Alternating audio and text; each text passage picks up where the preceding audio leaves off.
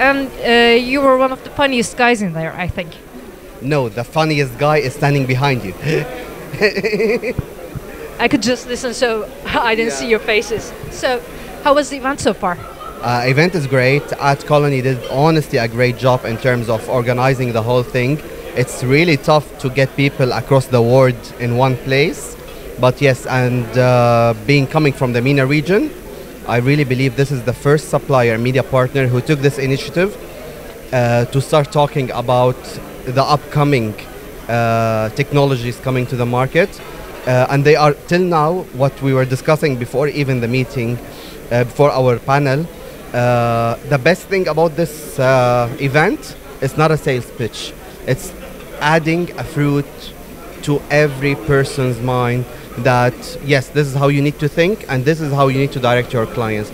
Even if it's against AdColony, but they are adding a value to to all the planners, clients, etc. Great.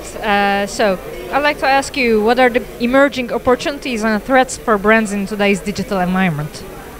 The main threats in this, in our era, what we were talking about in our panel, it's really a shame, in my opinion, that viewability is still at 50 or 60%.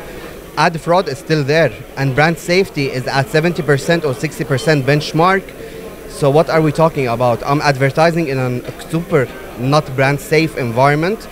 So completely doesn't make sense. That's one. Second, coming from the MENA region, the absence of quantitative tools, automated actually quantitative tools, it's really